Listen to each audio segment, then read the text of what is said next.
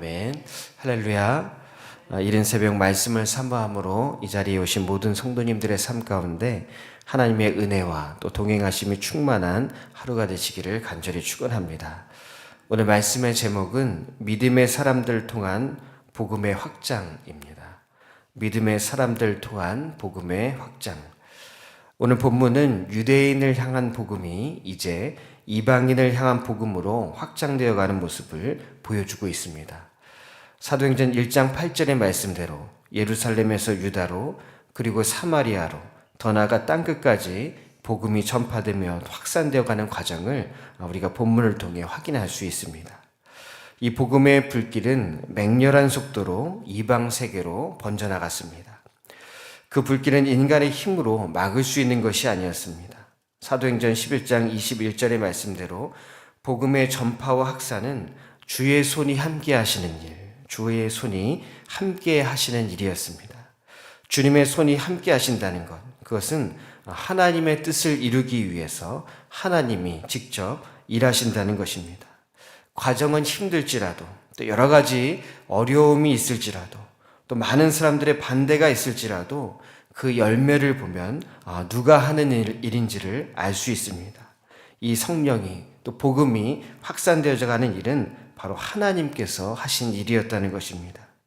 초대교회 사도들과 제자들은 기도하며 깨어있는 자들이었기 때문에 하나님의 뜻이 무엇인지 바로 분별할 수 있었고 그 뜻을 의지하며 나갈 때 하나님의 도우심과 또 함께 하심을 체험하며 많은 열매들을 맺는 삶을 살 수 있었던 것입니다. 특별히 오늘 본문에서는 이 놀라운 일이 계속되도록 바나바와 바울을 택하셔서 이방 선교를 위해 세우시는 귀한 말씀이 기록되어 있습니다. 당시 바나바와 바울이 함께 사역했던 안디옥은 수리아 안디옥으로 로마 제국의 3대 도시 로마, 알렉산드리아 그리고 안디옥 중에 한 도시였습니다.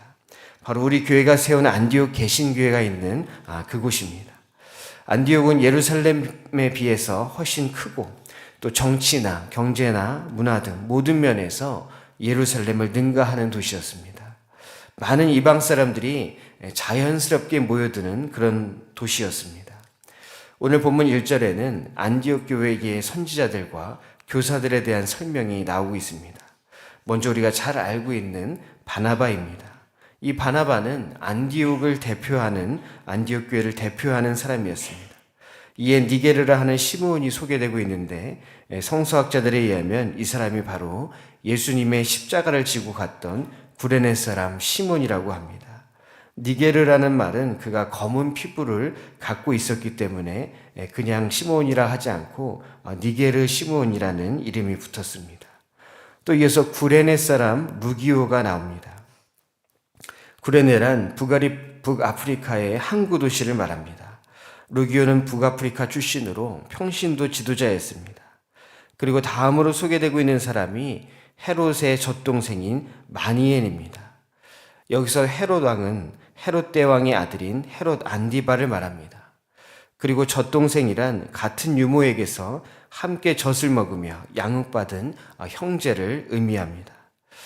또는 어떤 가정에서 아이의 친구가 되게 하려고 가족으로 입양하여 함께 자란 사람을 말하기도 합니다. 그러므로 헤롯의 젖동생이었던 마나에는 왕족 출신이거나 또는 왕족으로 입양된 사람이었습니다. 그는 가만히 있어도 사회적으로 출세할 수 있는 배경을 지닌 사람이었습니다.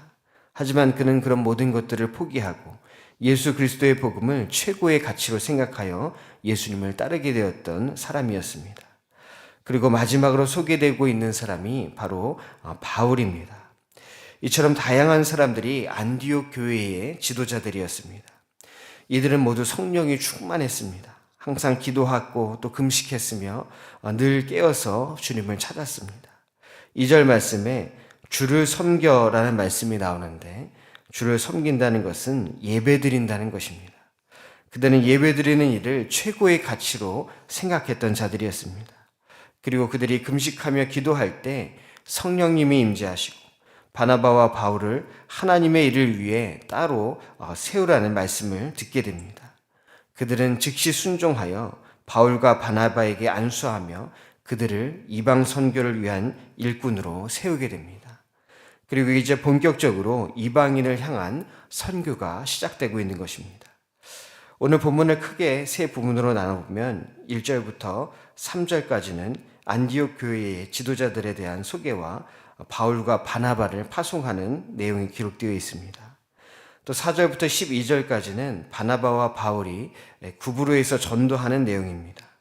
또 13절부터 마지막 52절까지는 바울과 바나바가 바시디아 안디옥에서 전도하는 내용이 기록되어 있습니다.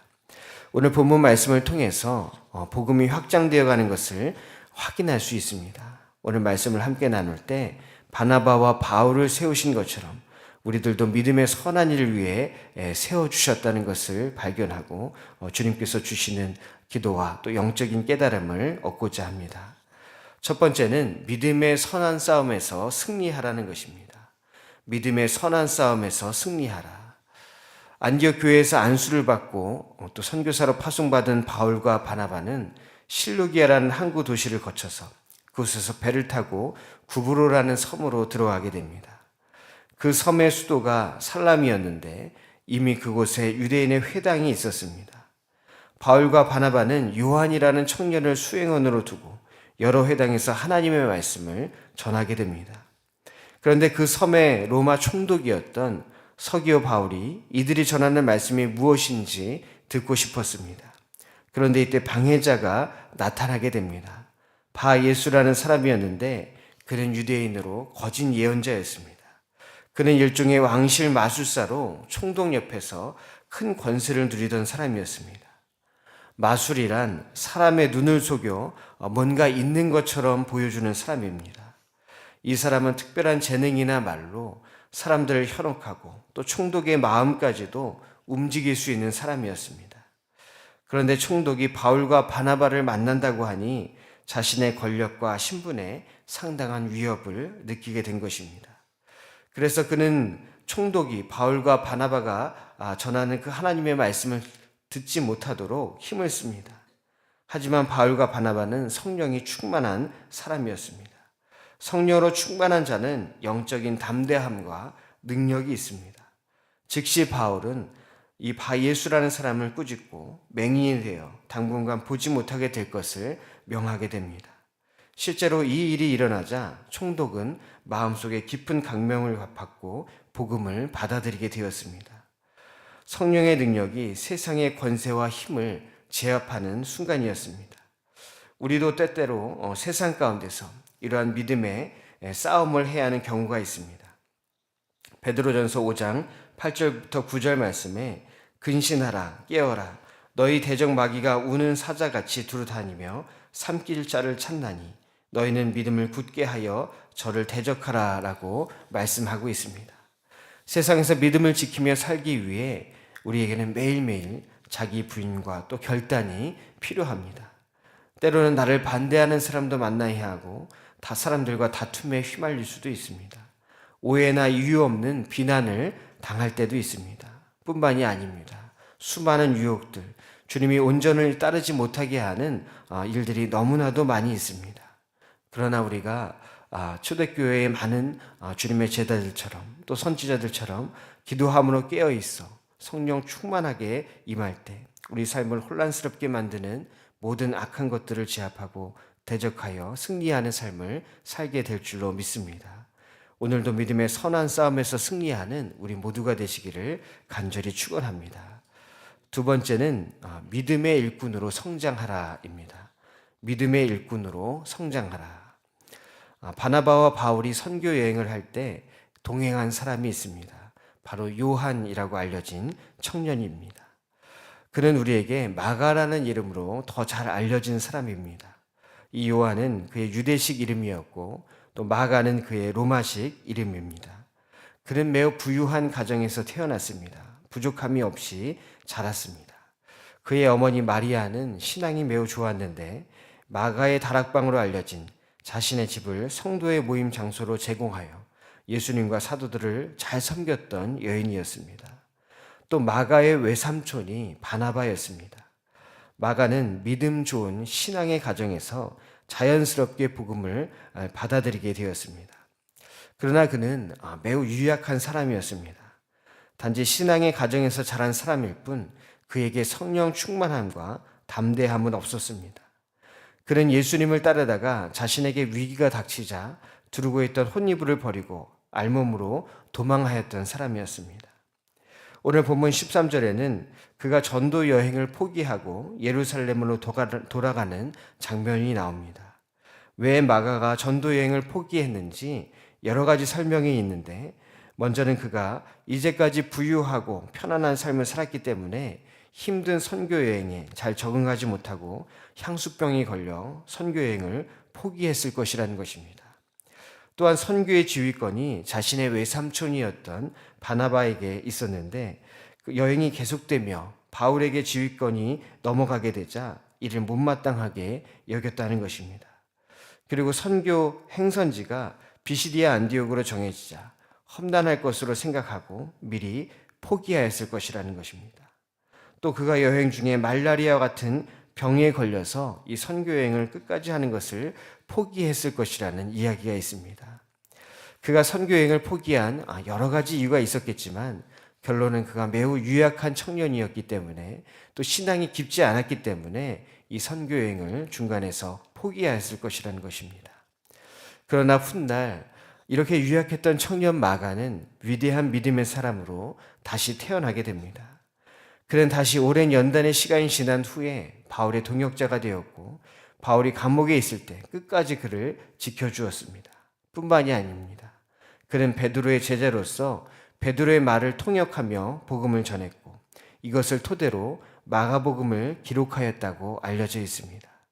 또 말년에는 알렉산드리아의 교회를 세우고 이집트까지 가서 복음을 전했습니다. 그리고 결국 헌신된 봉사자로 살다가 순교한 것으로 전해지고 있습니다.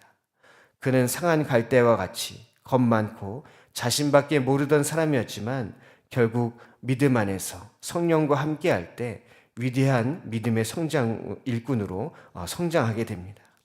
오늘 본문의 모습만 보면 철없는 청년일 뿐입니다. 그러나 하나님은 이러한 연약한 사람들을 들어 쓰시는 줄 믿습니다.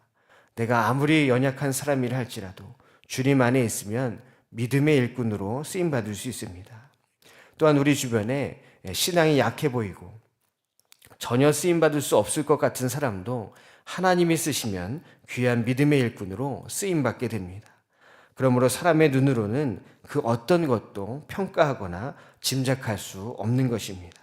하나님이 쓰시는 사람이 위대한 사람이며 또 성공한 인생을 살아가게 됩니다.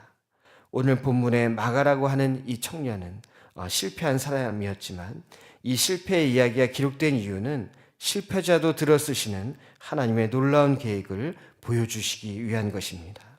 지금의 모습에 실망하고 좌절하는 것이 아니라 훗날 우리를 더 큰 일꾼으로 세워주실 하나님을 의지하며 믿음을 지키고 늘 주님 안에서 거하는 우리 모두가 되어야 할 줄 믿습니다. 세 번째는 믿음의 고백으로 담대한 삶을 살라는 것입니다. 믿음의 고백으로 담대한 삶을 살라. 이 유약했던 청년 마가는 떠나갔지만 바울과 바나바의 선교 여행은 끊이지 않고 계속되게 됩니다. 바울과 바나바는 비시디아 안디옥에서 전도하게 되는데 본문 16절부터는 바울의 설교가 이어지고 있습니다. 그런 이스라엘의 역사 가운데 하나님의 섭리와 또 예수 그리스도를 통한 구원의 역사를 이야기하고 있습니다. 이 설교를 마치고 나니 말씀을 받아들이는 사람도 있었고 또 거부하는 사람들도 있었습니다. 그러나 바울과 바나바는 담대하게 하나님의 말씀을 전하며 이방인들을 향한 하나님의 사랑과 또 구원의 역사를 전파하고 있습니다. 이들의 담대함은 인간적인 자신감이나 그런 것에서 나온 것이 아니라 하나님과의 관계에서 나오는 담대함이었던 것입니다. 그들이 담대하게 복음을 전했던 것, 그것은 바로 성령 충만함과 믿음의 고백으로부터 온 것이었습니다. 그들의 말은 그들의 입에서만 있던 것이 아닙니다. 그들의 믿음과 삶으로부터 나온 것이었습니다. 즉 그들의 말이 사람들의 마음을 변화시킨 것이 아니라 그들 안에 있는 성령 충만함이 사람들의 마음을 변화시켰다는 것입니다. 이처럼 믿음과 성령의 역사가 있을 때 담대한 능력을 불러오게 되는 줄 믿습니다. 존 웨슬리 목사님은 성령 충만함을 내면의 확신과 또 외면의 열매라고 말씀했습니다. 내면의 확신과 외면의 열매. 내 안에 성령으로 충만할 때 우리 삶 또한 변화의 역사가 있게 됩니다. 또한 팀 켈러 목사님은 복음은 단지 용기를 주는 이야기가 아니라 우리 존재 전체를 변화시키는 진실. 복음은 단지 용기를 주는 이야기가 아니라 우리 존재 전체를 변화시키는 진실이라고 말씀했습니다. 성령 충만함은 우리 삶을 변화시키는 역사가 있다는 것입니다. 우리에게 성령 충만함이 있을 때 사람의 반응보다는 하나님의 명령과 또 인도하심에 집중하게 됩니다. 바울과 바나바가 성령 충만함으로 복음을 전했던 것은 그들의 믿음의 고백이었습니다. 오늘 나는 나의 삶의 모습을 통해서 어떤 고백을 하나님께 올려드리고 있습니까? 내 말과 또 내 삶의 열매가 곧 하나님께 올려드려지는 고백이 되어야 할 줄로 믿습니다. 오늘도 성령 충만한 삶으로 복음을 전하며 하나님께 영광 올려드리는 복된 삶이 되시기를 간절히 축원합니다. 기도하겠습니다. 사랑이 많으신 하나님 아버지, 오늘도 말씀으로 인도하시니 감사를 드립니다. 말씀을 듣고 끝나는 것이 아니라 말씀대로 살아갈 수 있는 결단을 하게 하옵시고, 우리가 여러 가지 유혹 앞에서도 연약해질 때마다 우리의 마음을 굳건하게 하사 오직 하나님만 바라보게 하여 주시옵소서. 더욱 진실하게 하시고 하나님의 말씀으로 세상을 이기는 귀한 믿음을 소유하게 하여 주시옵소서. 오늘 이 시간 간절한 소원들과 함께 드린 귀한 예물이 있습니다. 이 예물 위에 하늘에 속한 신령한 복과 땅에 속한 기름진 축복이 있게 하여 주옵시고, 하나님의 선하신 뜻 가운데 모든 기도의 제목이 응답되게 하여 주시옵소서. 기도로 하루를 시작하오니 성령님께서 동행해 주시는 하루가 될 줄 믿사오며 살아계신 우리 주 예수 그리스도의 이름으로 간절히 기도하옵나이다. 아멘.